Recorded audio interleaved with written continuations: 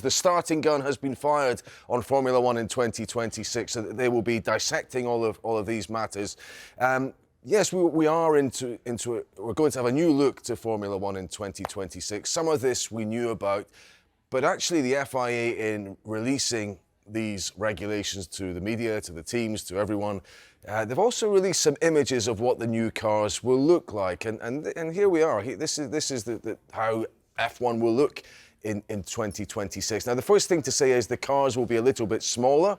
They'll be 10 centimetres less wide, which would be useful on tracks like Monaco. We saw the other week, very hard to overtake. I mean, it's not nearly small enough to make a difference there, to be honest, but it's a direction of travel which Formula One wants to go in. They want a nimbler epoch for the cars. They are narrower as well. They're going to be lighter cars. What's maybe most significant, and it's something we knew about a couple of years ago, is that the power units for these cars are going to be 50-50 in terms of electrical power and internal combustion engines. Now, that has a significant impact on the way the cars have to be, because to generate the same kind of top speeds and performance, what they're going to have to put on these cars, and I don't mind looking at the pictures again, we might as well dwell on them.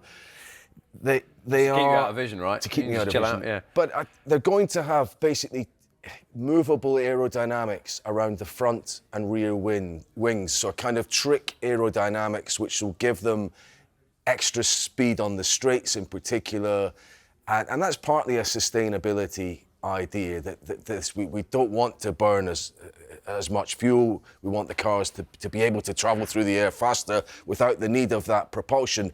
A word about the fuel itself: is going to be fully sustainable, and it's a drop-in fuel. So the fuel you use on an F1 car could go into your road car, and that's along with the general push of F1 to make itself sustainable by 2030. And one other thing to say, people who follow F1 will know there's this rear wing flap which opens up to help overtaking on track. It enables a car following behind another car to get less aerodynamic drag. It can overtake that way. That's going to go with these new movable aerodynamic devices, and what you're going to get is an extra bit of battery power if you are the following car. So it's that electrical boost which the following car which will be able to deploy, but the leading car won't, which will now be the key to overtaking when you can't by any other means.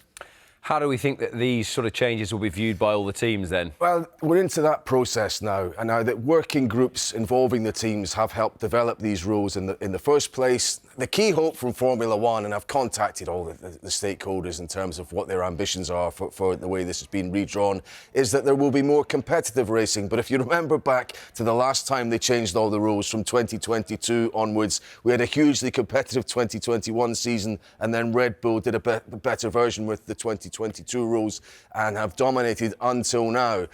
So the hope is these rules will make for close racing. Not all the teams were on board about the 50-50 split between electricity and internal combustion power. Red Bull in particular, and they are building their new engines independently of a major manufacturer for 2026. So that's a big task for them.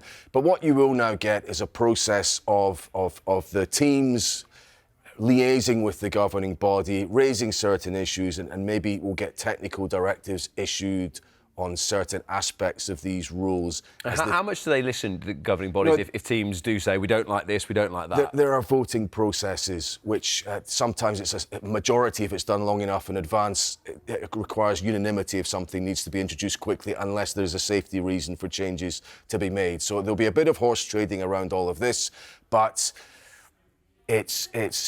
the question is, will someone, as usually happens when there are new rules, do it better than everyone else? And particularly the power unit, the engine, is the key differentiator. It's felt in these 2026 rules, and that's why there's doubt about Max Verstappen staying at Red Bull, because they are building their own engine without having ever been an engine manufacturer, and that's why people think he might want to go to Mercedes.